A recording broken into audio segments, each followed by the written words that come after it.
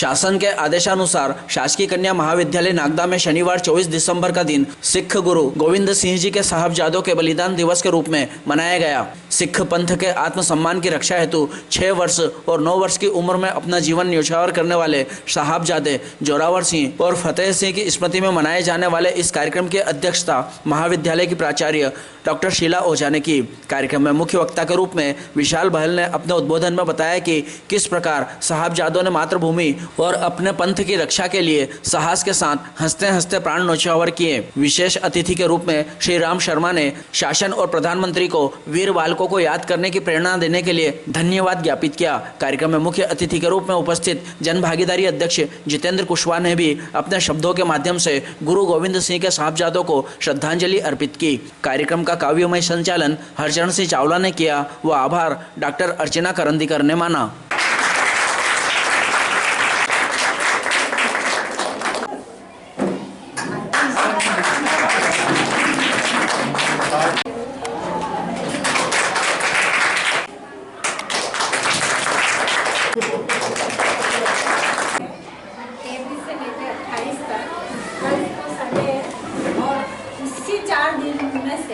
एक दिन इस कार्यक्रम को मनाना तो हमने आज से चुना।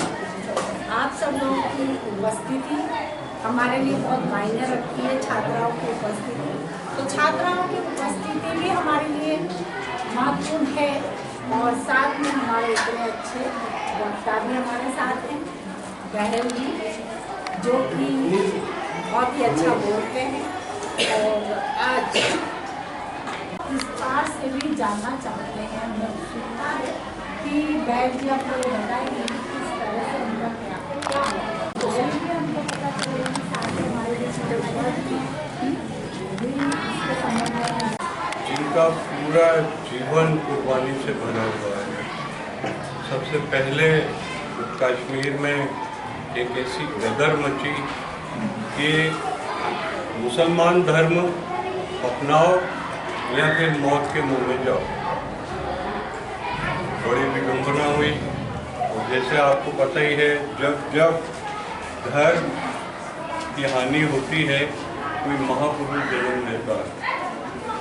ऐसे ही हमारे गुरु गोविंद सिंह जी ने धर्म और देश बचाने के लिए इस धरती पर अवतरित हुए।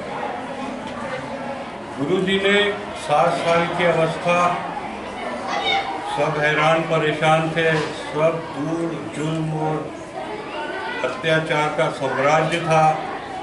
उस समय चर्चा की गई कि भाई अब कैसे इस जुल्म से बचा जाए, कैसे इस अत्याचार से बचा जाए।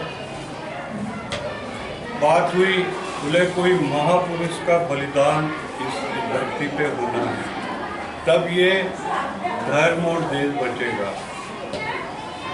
7 साल के गुरु गोविंद सिंह जी, गुरु तेग बहादुर जी उनके पिताजी, उन्होंने अपने बेटे से पूछा कौन ऐसा बलिदानी पुरुष होगा जो देश बचाने के लिए आगे आएगा, अपना बलिदान देगा।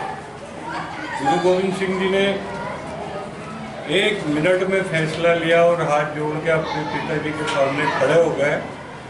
बोले पिताजी, आपसे ज़्यादा बलिदानी पुरुष और कौन हो सकता है। आप ही सबसे पहले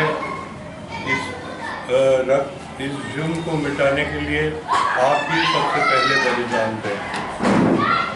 और वहाँ बोल दिया गया कि जाओ औरंगजेब से बोल दो कि अगर हमारे गुरु तेग बहादुर जी मुस्लिम बन जाते हैं तो आप ये अत्याचार करके मुसलमान मत बनाओ।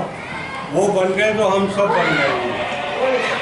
ऐसे समय में उनको अरेस्ट किया गया और उनसे पूछा गया भाई आप मुस्लिम बन जाओ, मुसलमान बन जाओ, नहीं तो आपकी मौत के मुंह में जाओ। तो मैं मौत के मुंह में जाना पसंद करूँगा। और उनको फिर दिल्ली लाहौर पेश किया गया। लाहौर से दिल्ली लाए और शीशगंज, अभी भी वहाँ शीशगंज गुरुद्वारा है और एक चौक है, वहाँ पे उनकी शहीदी की गई। उनका सर कलम किया गया। उनके सामने डराने के बहुत सारे उनके जो शिष्य थे, किसी को उनके सामने ही रुई में लपेट के जलाया गया, आरे चलवाए गए, लेकिन डिगे नहीं, अडोल रहे। और फिर उनका बलिदान सिर काट के किया गया। खून की लहर चली, एक ऐसी क्रांति आई जो शायद कह पाना, शब्दों में कह पाना बहुत मुश्किल है। गुरु जी की शहीदी के बाद गुरु गोविंद सिंह जी अस्तित्व में आए और फिर उन्होंने अपना पिता को वारा, फिर उनके पुत्रों को वारा। इस प्रकार ऐसी जुर्म की कहानी ऐसे बच्चों के माध्यम से हुई। आज हम चीज जो है वो केवल और केवल परमात्मा के आगे झुकता है। तुम जैसे जो है वो आतताइयों के आगे नहीं झुकता। तुम तो वैसे ही घुसपैठी हो, तुम तो इस मातृभूमि की संतान भी नहीं हो। तुम तो केवल डाकू हो, डकैत हो, जो हमारे देश में हमारी मूल संस्कृति को नोचने खसोटने के लिए आए। जब इतनी सब बात सुनते हैं तो जो है तय हो जाता है कि अब इनको मृत्युदंड दिया जाएगा। पर मृत्यु भी कैसी दी जाए, तो मृत्यु भी किस प्रकार से दी जाए कि इसको सीख मिले कि कोई और जो है सिर नहीं उठा पाए। इसलिए मृत्यु की सजा की क्या दी जाती है कि इन दोनों को जो जिंदा दीवार में चुनवा दिया जाए। दोनों बच्चे अपनी सजा सुनते हैं और जैसे मुस्कुराते हुए रोग से सीना ताने अंदर आए थे, वैसे ही सीना तानते हुए जो है वो बुर्ज पर चले जाते हैं। कुछ ठंडी घड़ी के जो ऊपर किले पर जो ऊपर घड़ी होती है वहां पर चले जाते हैं। अगले दिन सुबह 10 बजे मृत्यु दंड की सजा है। मृत्यु भी किस प्रकार की, जिंदा दीवार में चुनवा दिया जाएगा। पर अपनी दादी के पास हंसते हंसते पहुंचते हैं। दादी बोलती है कि क्या हुआ बेटा आज दरबार में? तो कहते हैं कि जो है दादी, हमको जो है वो वजीर खान तो बड़ा जो है मूर्ख व्यक्ति निकला। हम तो सोचते थे बड़ा बादशाह है, अक्ल की बात करेगा, पर हमसे ऐसी छोटी छोटी बात कर रहा था। हमको लालच देता था कि हम तेरी शादी करवा देंगे, तेरे को खिलौने देंगे, तेरे को मिठाइयाँ देंगे। बताओ दादी, हम डिगने वाले थे क्या इस बात से? दादी कहती है कि वाह बेटा वाह, तुमने तो वाकई में जो है वो अपने खून की लाल। दादी आगे पूछती है कि और क्या हुआ? तो कहते हैं कि दादी हमको सजा भी सुनाई है, पर सजा कोई बड़ी नहीं है। दादी कहती है क्या सजा सुनाई मेरी लालो, बताओ तो सही। तो बोले वजीर खां कहता था कि कल सवेरे हमको जो है वो जिंदा दीवार में चुनवा दिया जाएगा। दादी रोने लगती है, दोनों छोटे छोटे लालों को कलेजे से लगा देती है।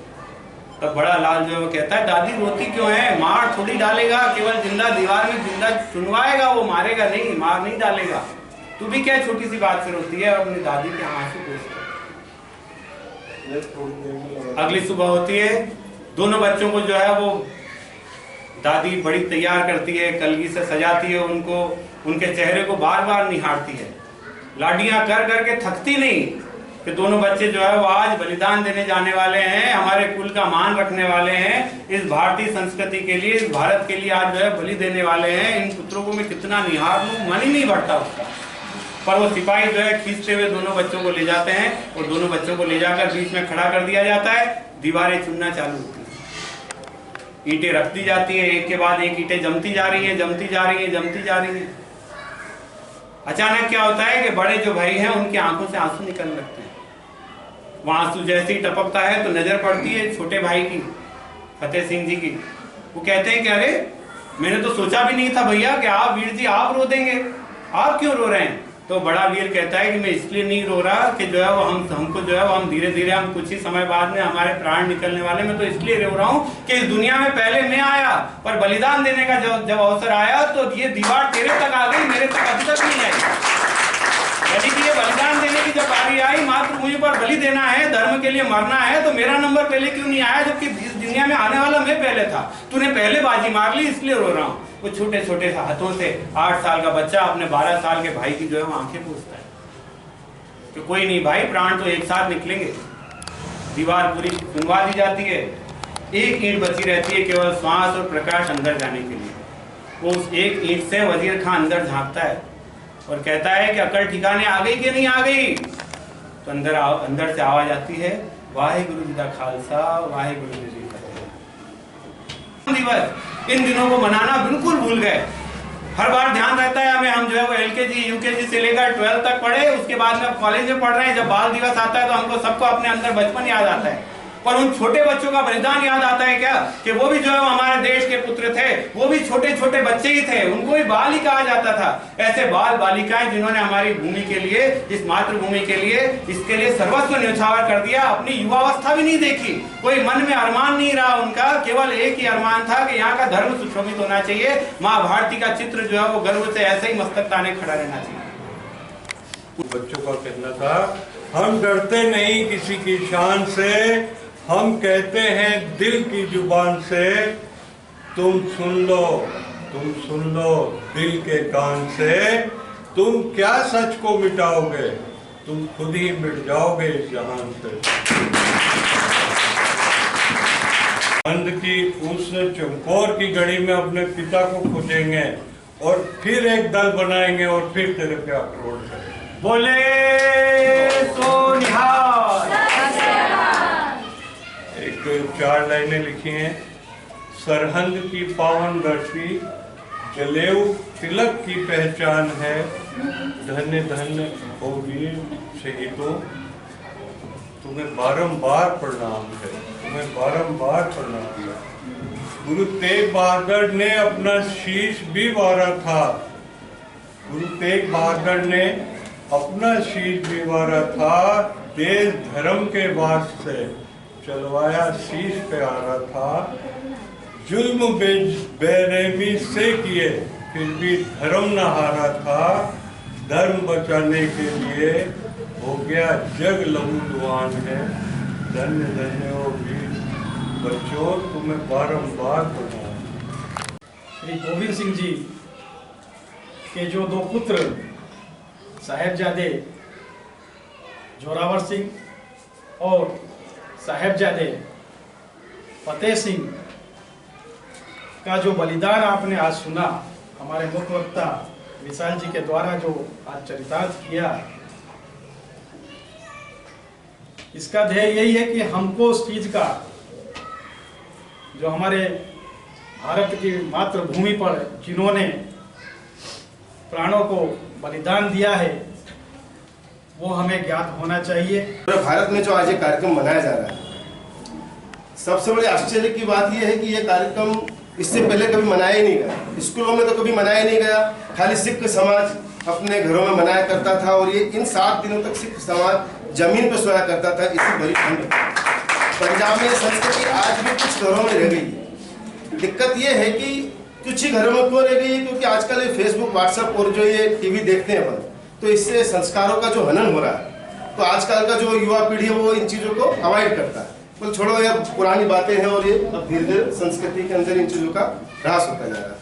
परंतु कुछ लोग ऐसे हैं, विशाल जी बहन जैसे और अपने सर जैसे लोग हैं, जो इस संस्कृति को जिंदा रखने के लिए इस तपस्या को, इन वीर बालकों का आप विश्वास नहीं मानोगे, हम नागदा में भी ये कार्यक्रम पिछले 2-3 सालों से कर रहे हैं। वीर बाल दिवस मनाया जाता है, पिछली बार हमने स्नेह में मनाया था, उससे पहले एक छोटी सी धर्मशाला में मनाया था। जब अपन इनको पढ़ते हैं, सबसे बड़ी बात दिक्कत ये है कि अपने जो का इतिहास पढ़ाया जाता है, आप देखना, आप ये कब किसी ने पढ़ा है क्या इससे पहले? किसी भी बच्चे ने पढ़ा है क्या इससे पहले? क्यों नहीं पढ़ा है भैया? इन बच्चों का इतिहास 9-9 साल के बच्चे, 6-6 साल के बच्चों को दीवार में चुना दिया गया और आप लोगों को पता भी नहीं है कि वो 9 साल के बच्चे को क्यों चुना दिया गया, क्या कारण थे, क्या अपराध क्या था उनका, कोई पूछे तो सही।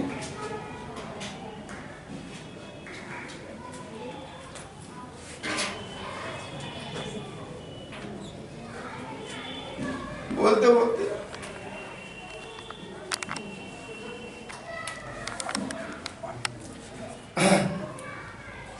कभी कभी जब अपन ये अध्ययन करते हैं, तो अपन जब अध्ययन करते हैं तो अपन ये भी चीज सोचते हैं कि मैं भी तो इतने साल तक पढ़ा हूं, पर मैंने ये क्यों नहीं पढ़ा, क्यों हमको एक कोर्स में नहीं पढ़ाया गया, क्यों नहीं पढ़ाया गया कोर्स में?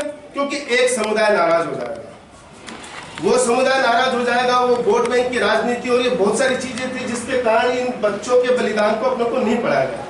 और सबसे बड़ी दिक्कत ये है कि कुछ बच्चियां रो भी रही थी, ये भी बालिका रो रही थी।